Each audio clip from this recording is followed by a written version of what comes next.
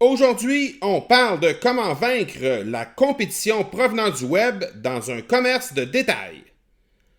Bienvenue à l'épisode 45 de l'Accélérateur. L'Accélérateur, le seul podcast francophone qui propulse les résultats de votre entreprise à une vitesse fulgurante. Vous y entendrez des entrevues et des reportages sur l'entrepreneuriat, le social selling et le marketing. Je suis votre hôte, Marco Bernard. Salut tout le monde! Marco Bernard avec vous aujourd'hui en cet épisode 45. Épisode où on va recevoir Michael Langlois de la boutique Jules Demers.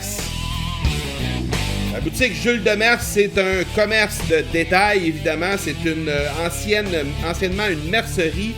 Maintenant, on y vend des vêtements pour hommes et pour femmes. Et Michael Langlois en est le nouveau propriétaire après avoir acheté les parts de Monsieur Demers, Jules Demers, le fondateur. Donc, c'est une boutique qui date déjà de 38 ans. Donc, ça fait 38 ans que c'est en affaires, ce commerce-là. Et évidemment, comme tous les commerces qui sont en affaires au niveau du détail, depuis plusieurs décennies, ils ont dû faire face à la réalité de la disponibilité des vêtements, des produits directement sur le net. Donc, les gens commandent de plus en plus en ligne, se font livrer directement à la maison. Il y a beaucoup de services qui sont offerts sur les sites Internet avec des services de livraison le lendemain en 2 jours. Alors, c'est vraiment, vraiment féroce ce domaine-là et Michael a réussi à se démarquer dans ce domaine qui est très, très, très compétitif-là et il viendra nous parler un peu des stratégies qu'il aborde et comment il réussit à mobiliser son personnel ainsi que les gens qui suivent la boutique Jules Demers sur le net pour parvenir justement à continuer de se démarquer à travers tout ça et d'avoir du succès contre justement les géants de ce monde comme Amazon et autres boutiques sur le web qui viennent en compétition directement avec les commerces de détail. Avant de vous laisser à l'entrevue, je vous rappelle les façons de me rejoindre. Alors, sur la page Facebook, venez me faire un petit coucou sur la page Facebook au facebook.com/M Marco Bernard ou encore sur Instagram au instagram.com/M Marco Bernard. Sinon, vous pouvez simplement m'écrire directement par courriel à mon courriel personnel, le parler, P-A-R-L-E-R, commercial marcobernard.ca. Ça va me faire plaisir de discuter avec vous. Vous pouvez me proposer des sujets que vous aimeriez que j'aborde dans les prochains épisodes ou encore des invités que vous aimeriez que je reçoive. Ça va me faire plaisir d'étudier ça sans aucun problème. Alors, je vous laisse à l'entrevue avec Michael Langlois et je vous reviens tout de suite après. L'Accélérateur est une présentation de Production Extrême. Les experts en marketing par l'objet et en production de collections privées pour entreprises. Profitez de la promotion exclusive aux auditeurs de l'Accélérateur au marcobernard.ca/extrême. Alors, on est avec Michael Langlois aujourd'hui. Michael de la mercerie boutique Jules Demers, pardon. Bienvenue sur l'Accélérateur, Michael. C'est très apprécié d'avoir accepté l'invitation. Merci, Marco. Ça va bien? Oui, ça va bien, merci. Écoute, Michael, je te laisse quelques instants pour te présenter personnellement, puis te présenter un petit peu la boutique également, un peu qu'est-ce que ça fait pour mettre les gens qui nous écoutent au parfum. Oui, Michael Langlois, entrepreneur. En fait, j'ai une boutique à Granby au 328 rue Principale. Puis cette boutique-là, elle existe depuis 38 ans. Donc, je suis un plan de relève. J'ai acquis cette boutique-là directement du père fondateur qui est Jules Demers. Donc, OK. ouais. Je veux que tu me parles aujourd'hui, Michael. J'ai eu la chance de t'entendre en conférence la semaine dernière lors d'un événement qu'on a organisé ici avec la cellule de mentorat de Granby. Et puis, je veux que tu me parles un peu de c'était quoi le point de départ pour toi pour introduire le numérique dans ton entreprise qui a 38 ans, comme tu viens de le dire, c'est une entreprise qui a 38 ans. Fait que c'est nécessairement pas une entreprise qui est née à l'époque du numérique, là. Donc, comment tu as réussi à introduire ça, ce numérique-là, tout ce qui est l'aspect numérique à l'intérieur d'un commerce de détail qui est déjà là depuis 38 ans? Oui, ben comme tu l'as dit, en fait, on était vraiment très axé quand je suis arrivé sur ce que j'appelle les anciens médias, en fait, le journal, la radio, et on faisait même beaucoup de publicité à la télé. Donc, par contre, quand on fait une transition comme ça, il faut y aller tranquillement parce qu'on veut surtout stabiliser notre clientèle puis on veut pas en perdre non plus dans toutes nos plateformes qu'on a. Donc, c'était d'y aller tranquillement et par phase. La première chose qu'on a fait, c'est de créer un site web à l'époque. Donc, j'ai créé le site web moi-même de toutes pièces avec One and One. C'était la première plateforme web de Jules Demers, où est-ce qu'il y avait de l'information à propos du magasin, donc avoir un peu notre visibilité sur le web. Ensuite, c'était de créer aussi Facebook, qu'on a commencé à générer du contenu sur ce réseau-là, mais on n'a jamais lâché les journaux, la radio et la télé. On a toujours été tranquillement, puis en diminuant tranquillement ces anciens réseaux-là, on a pu mettre de l'emphase un petit peu plus sur les nouveaux réseaux. Donc, par la suite, dans une troisième phase, on a coupé les pages jaunes, on a mis plus d'emphase sur le référencement web par rapport au site web.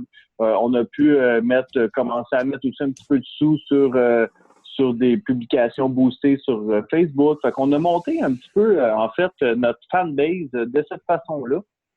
Puis, je dois vous dire que le fanbase, en ce moment, lorsque je vérifie les statistiques, les gens qui me suivent, c'est 40 ans en montant, là. Fait que, tu sais, on était capable de faire la conversion de notre clientèle qui était dans le journal vers le numérique. Puis après ça, on doit converser encore ce client-là du numérique vers l'intérieur du magasin. OK. Dis-moi, Michael, ça fait combien de temps que c'est entamé ce virage-là, l'espèce de virage numérique, là? Ça fait combien de temps que c'est entamé? Moi, je dis que je l'ai entamé aussitôt que je suis arrivé à la boutique, donc en 2010. En 2011, j'avais créé déjà le site web, puis c'est entamé. Mais l'emphase sur le numérique depuis, je te dirais, 2 ans, là, est énormément, beaucoup plus fort, beaucoup plus intense. Je parle aussi de diversification de plateformes, là, Instagram, Pinterest. On a axé beaucoup sur le numérique. En fait, depuis 3 ans, là, les efforts sont plus là un petit peu. OK. Décris-nous donc, tu me parles de Instagram, Pinterest, je sais que tu fais des trucs aussi sur Facebook. Décris-nous l'ensemble des efforts marketing que tu déploies présentement là, pour justement allier cette espèce de présence-là virtuelle que tu as et le fait que les gens doivent se déplacer pour se rendre sur place pour se procurer tes produits. Oui, ben en fait, sur nos réseaux sociaux, là, on essaie vraiment de donner du contenu. Là. On utilise des plateformes pour donner envie aux clients de venir vivre l'expérience en magasin. Le goût de nous connaître par notre côté humain qu'on essaie de mettre sur nos réseaux sociaux. Puis de cette façon-là, les gens ils suivent notre histoire, les gens ils suivent notre évolution en fait sur les réseaux sociaux. Puis on met énormément aussi beaucoup d'humour. Moi, je suis une personne qui adore faire rire les gens. Fait que on stimule notre clientèle de cette façon-là. Souvent, on va donner beaucoup de contenu, comment faire une cravate, comment repasser une chemise. Pas juste venez nous voir, on a quelque chose à vous vendre. Puis je pense que c'est ça que les gens apprécient énormément. C'est pour ça qu'ils nous suivent. Puis c'est pour ça qu'après ça, ils veulent continuer à vivre l'expérience. Ils ont commencé à vivre sur nos réseaux sociaux, puis venir vraiment la concrétiser là, en magasin. OK. une boutique toi, t'arrives, la boutique est là depuis une trentaine d'années. C'est le propriétaire qui est là, qui est là aussi, évidemment, depuis une trentaine d'années. C'est lui qui a donné son nom à la boutique, donc il est là depuis le départ. Donc, t'arrives dans une boutique et probablement qu'il y a du staff qui est là depuis plusieurs années aussi. Le staff doit être assez expérimenté, pour ne pas dire âgé. Comment tu arrives à impliquer ton personnel dans toute cette stratégie-là de numérique et le mélange du numérique avec le commerce de détail, alors que c'est une entreprise qui est quand même assez âgée puis qui doit avoir du personnel qui suit l'entreprise aussi. Là. Comment tu as réussi à allier ça, ces deux parties-là ensemble? En fait, tout ce qu'on essaie de mettre en place, il faut que ça soit quand même assez, comment je dirais, user-friendly. Là. Fait que faut que ça soit facile à travailler avec. Puis, je pense que maintenant, tu sais, on dit les gens âgés ou pas âgés, tout le monde est au moins ou pratiquement sur Facebook. Donc, les gens, ils connaissent la base un petit peu. Puis, tu sais, on s'entoure souvent de gens qui nous ressemblent ou avec qui on aime être. Puis c'est un petit peu dans cet aspect-là, en fait, qu'on a continué à travailler avec la boutique. Fait que les gens, ils embarquent. Les gens sont contents parce que les gens, ils voient, tu sais, les gens, quand je parle des gens, c'est mes collègues de travail. Ils voient l'importance que ça a maintenant, puis ils voient aussi la répercussion que ça a. Puis, j'ai beaucoup de gens, moi, en entreprise qui... on parle les jeunes, les nouveaux conseillers, oui, mais ils ont tous des téléphones que j'ai fait participer. J'ai fait faire des kits en magasin, des vidéos qu'ils peuvent m'envoyer, puis qu'après ça, on va travailler un petit peu. Fait ils sentent qu'ils ont un impact directement, un sentiment d'appartenance, en fait, dans tout ce projet-là. Lorsque je fais une entrevue avec un conseiller, ben il est content, il se sent impliqué dans toute cette sphère-là. Fait qu'il embarque, puis ça lui donne le goût d'embarquer plus. Puis souvent, c'est mes collègues de travail là, qui m'amènent des idées, puis qu'on va concrétiser selon la vision, puis selon la direction de l'entreprise.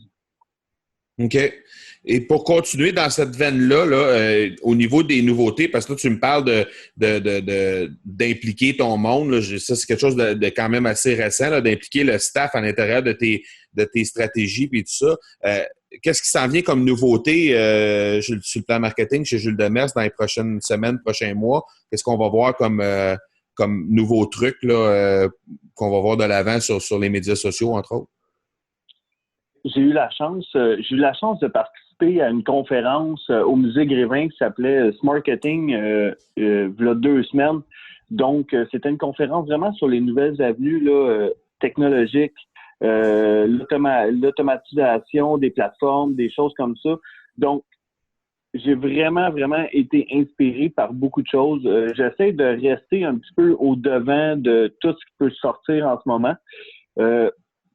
Mais principalement, on est en train avec un programmeur de programmer une application qui va nous aider à faire la gestion de temps entre la vente et l'atelier parce qu'on fait les altérations en boutique.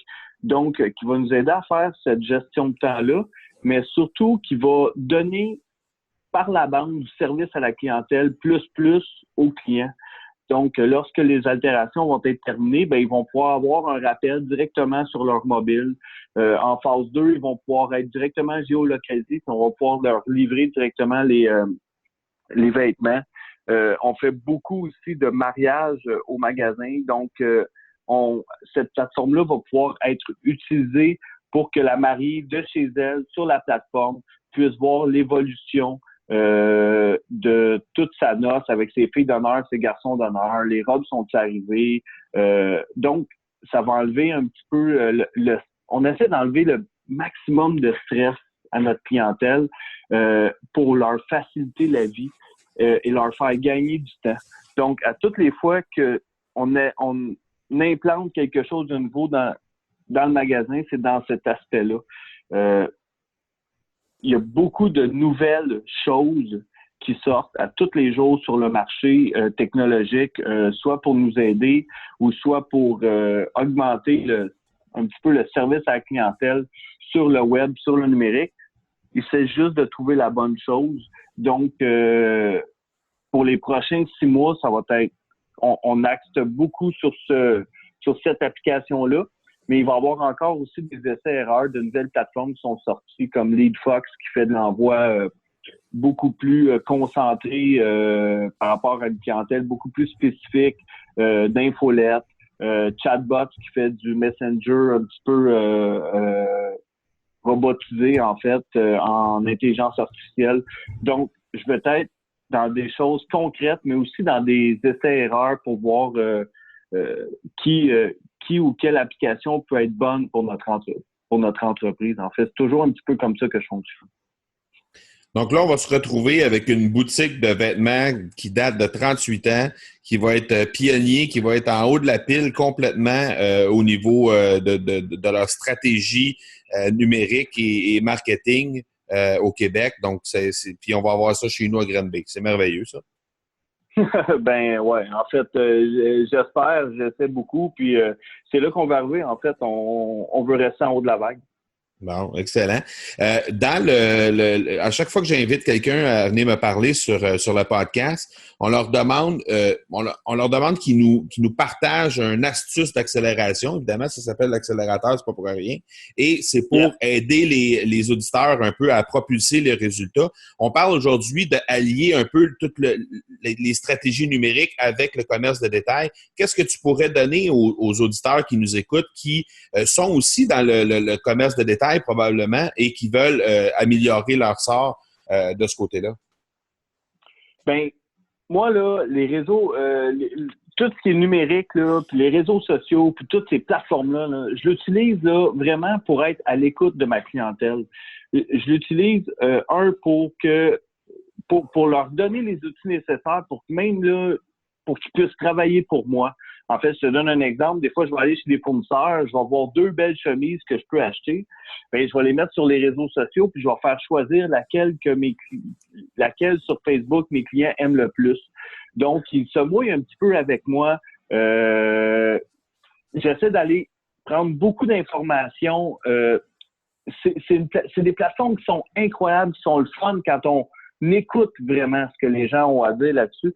Puis il y a beaucoup de choses qui peuvent vraiment être utiles pour qu'on puisse faire avancer notre entreprise et être en avant. Fait en fait, là, c'est d'être à l'écoute de ta clientèle, pas juste quand elle est dans le magasin, mais aussi sur les réseaux sociaux. Puis de travailler avec eux, puis de les faire travailler aussi. Les gens, ils aiment ça, se sentir qu'ils peuvent faire la différence dans ton entreprise. Fait que c'est le fun dans ce temps-là quand ils peuvent la faire concrètement. Ils s'engagent déjà envers toi parce qu'ils ont déjà une partie dans le fond, ils ont déjà choisi entre deux. Fait que une fois que la chemise est en magasin, ben il reste juste un pas à faire avant qu'ils viennent l'acheter. Ben oui, exactement. En fait, c'est de lui donner l'occasion de faire comme le rôle pour cet exemple-là, faire le rôle de l'acheteur. Mais en même temps, s'il fait le rôle de l'acheteur pour toi, pour ton magasin, ben à quelque part, il s'est mouillé un petit peu, puis là, ben la relation est déjà installée. Fait que ça va être beaucoup plus facile à ce moment-là, puis tu n'auras même pas besoin de faire un call to action pour qu'il vienne dans le magasin. Il va le faire tout seul, indépendamment, parce qu'il va avoir le goût de le faire. Fait qu'à ce moment-là, ben le rendement est meilleur quand il arrive dans le magasin puis qu'il a le goût d'être dans ton magasin. Exactement. Tantôt, Michael, tu me parlais de la conférence de ce marketing que tu es allé voir. Moi, j'ai parlé de la conférence dans laquelle tu as présenté ici à Granby aussi la semaine dernière. As-tu des ressources, outre évidemment ces 2 conférences-là qu'on vient de parler, mais y a-tu des ressources ou des inspirations que tu suis, que ce soit des gens ou des sites Internet que tu visites et que tu aimes t'inspirer de justement dans tes stratégies? En fait, il y a une personne que je suis sur YouTube depuis, je te dirais, environ 2 ans, qui est un peu mon gourou. C'est Gary Vaynerchuk, une personne très, très inspirante. Je vous invite à aller le voir là, sur YouTube. Il est assez incroyable, cette personne-là. Il est coloré, OK? Il y a un franc-parler coloré. C'est un anglophone, un Américain. Mais ce qu'il fait est quand même assez incroyable. Je pense que c'est un avant-gardiste dans son style de gestion. Puis c'est hyper intéressant. C'est une personne qui est une bonne source de motivation pour moi, une bonne source d'information aussi. Fait que c'est vraiment intéressant de l'écouter. Puis j'applique beaucoup de ses stratégies dans mon entreprise en ce moment. Gary Vaynerchuk, je te dirais probablement un invité sur 2 ou sur 3 me le recommande. Puis sans savoir que moi-même je le suis depuis déjà peut-être 6 ou 7 ans. Là, donc, c'est vraiment, comme tu dis, c'est vraiment une inspiration très intéressante. Ouais. Et peu importe la plateforme sur laquelle on le suit, que ce soit sur Instagram, sur Facebook, sur YouTube, comme tu dis, c'est vraiment trippant ce qu'il fait. Même sur Snapchat, il est très, très, très actif également. Mais qu'est-ce qui est vraiment inspirant de cette personne-là, c'est que c'est une sommité dans son domaine, mais il vend rien. Exact. Donc, ses contenus sont tous gratuits. Il ne vend rien. Il ne fait que vivre sa vie, mais d'une façon vraiment comme très, très axée entrepreneuriale. Puis c'est vraiment le fun et motivant de l'écouter. Ouais, t'as bien raison là-dessus. J'ai lancé une rubrique récemment pour les podcasts qui s'appelle « Les questions éclairs, la pédale au fond ». C'est des questions qui viennent, des petites questions surprises en rafale qui viennent soit de l'entrevue ou soit de ton parcours d'entrepreneur que je connais, que j'ai appris à connaître. Je te pose des questions, tu me réponds si tu veux me répondre, évidemment, parce qu'il va y avoir des questions des fois un peu surprenantes. Voilà, je me lance, j'en ai 3. La première, est-ce qu'on verra des boutiques Jules Demers ailleurs qu'à Granby un jour? Non. Non, je ne crois plus aux différents pieds-à-terre. En fait, ce qui arrive, c'est que nous, on a pris une tangente totalement différente. J'ai une vision qui est sur la route. Donc, au lieu d'avoir plusieurs magasins, j'ai un magasin sur roue que je peux emmener partout au Québec. Donc, c'est de cette façon-là que je suis dans la certitude d'amener le service à la clientèle avec moi pour aller voir les clients qui n'ont pas de temps ou qui veulent avoir notre service à l'extérieur du magasin. Excellent. La semaine dernière, j'ai eu la chance de te voir sur scène. Tu étais sur la scène pour la première fois. Est-ce qu'on va revoir Michael Langlois sur une scène un jour? Premièrement, j'ai adoré mon expérience. Donc, moi, je te dis absolument que oui. Vous allez me revoir sur scène. Je pense que j'ai beaucoup de choses à dire. Puis tant que les gens vont vouloir m'écouter, mais ça va être un immense privilège de pouvoir parler devant d'autres personnes puis essayer de donner un petit peu ma couleur. Si je peux me permettre, moi, je te dis, je t'encourage à rester sur scène, je t'encourage à poursuivre là-dessus. Ta conférence était vraiment inspirante, c'était vraiment trippant. Puis tous les gens qui m'en ont parlé m'ont donné une note très, très, très positive sur ce que tu nous as présenté. Donc, je t'encourage fortement à poursuivre dans cette veine-là. Merci, j'en suis très reconnaissant. Troisième question. Pendant plus d'une trentaine d'années, il y a eu la boutique Jules Demers s'appelait la Mercerie Jules Demers. Oui. Maintenant, on sert des femmes dans la Mercerie Jules Demers. C'est ce qui fait qu'on a changé le nom de Mercerie à boutique Jules Demers. Exactement, oui. Qui est plus dur à servir, un homme ou une femme?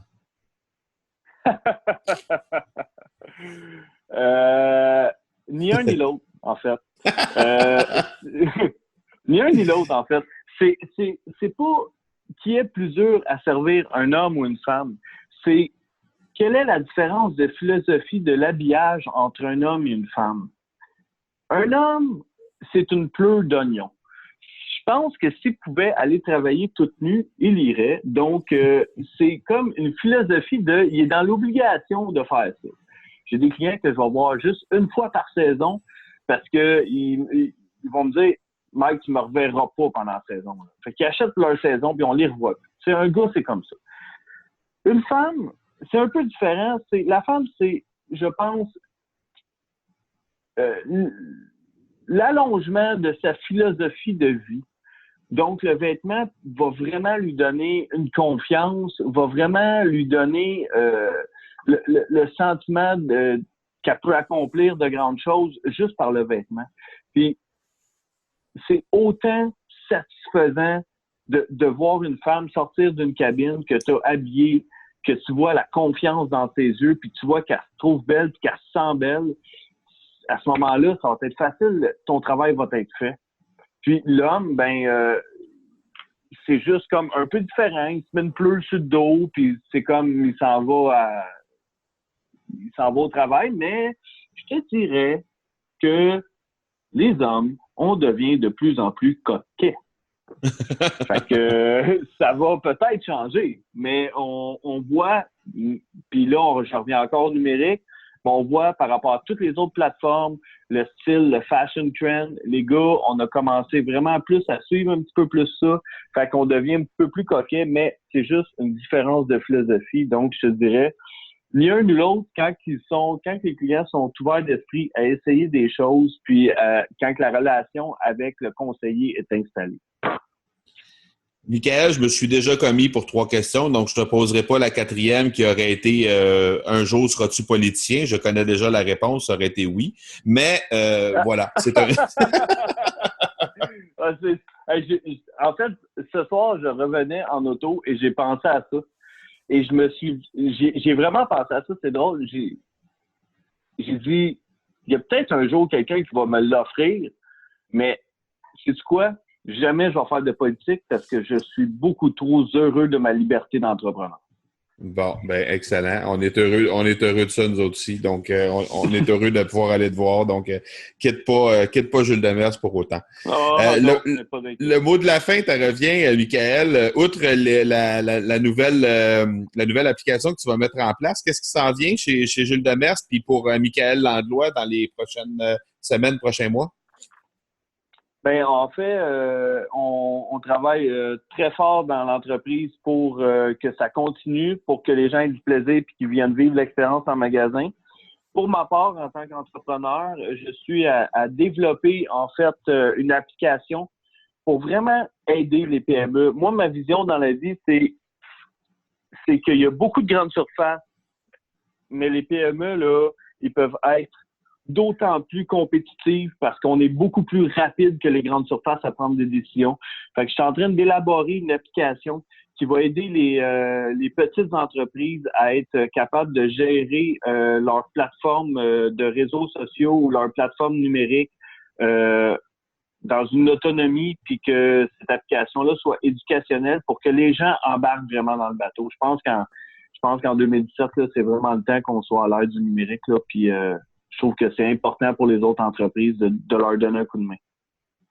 Donc, ça, c'est mes prochains 8 mois à travailler très fort.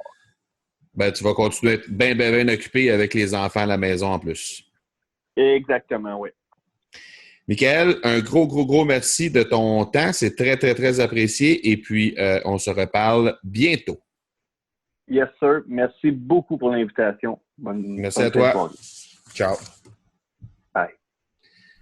Voilà donc qui termine notre épisode de 45. J'espère que pour les gens qui nous écoutent et qui sont dans le commerce de détail, ça vous a aidé à trouver des façons de vous démarquer. Je pense qu'il y a plein de trucs, plein d'astuces qui ont été partagées par Michael Langlois qui pourrait probablement vous servir. Alors, et je vous invite à entrer en contact avec Michael. Je vais laisser évidemment dans les notes de l'épisode, comme je le fais à l'habitude, les différents liens pour être capable de le rejoindre, pour être capable de se rendre sur le site de sa boutique également. Donc, n'hésitez surtout pas à aller discuter avec lui. C'est quelqu'un de très, très, très disponible, très généreux de sa personne. Et il va être très, très, très heureux de discuter avec vous sans aucun doute. Alors, n'hésitez surtout pas à prendre contact avec lui. En terminant, si jamais vous avez quelqu'un dans votre entourage qui a un commerce de détail et qui rencontre peut-être les mêmes difficultés que Michael a dû faire face au cours de sa jeune carrière dans le commerce de détail, peut-être ce serait de leur rendre service et de leur partager cet épisode-là. Donc, s'il y a des gens dans votre entourage qui sont un peu avec les mêmes préoccupations, les mêmes défis, n'hésitez pas à partager cet épisode-là de l'accélérateur. C'était la première fois qu'on touchait vraiment le commerce de détail proprement dit. Donc, je pense que c'est quelque chose qui peut être vraiment intéressant pour les gens qui sont directement impliqués dans ce domaine-là. Alors, n'hésitez pas à partager l'épisode pour faire découvrir Michael Langlois ainsi que le sujet, les différentes astuces qu'il a partagées. Et en même temps, vous allez faire connaître le podcast Accélérateur à ces entrepreneurs-là qui sont dans votre réseau. Et évidemment, par ricochet, leur faire connaître l'ensemble des podcasts qui ont été diffusés depuis le début. On en a à l'épisode 45 aujourd'hui. Donc, on commence à avoir une belle panoplie à se mettre sous la dent. Donc, c'est de leur partager tout ce contenu-là. Je pense que ça va de leur rendre service. Et en même temps, ça me rend service à moi. Alors, je vous en remercie à l'avance. Voilà donc qui termine l'épisode 45. Je vous donne rendez-vous dans quelques jours pour l'épisode 46. D'ici là, soyez bons, soyez sages, et je vous dis ciao!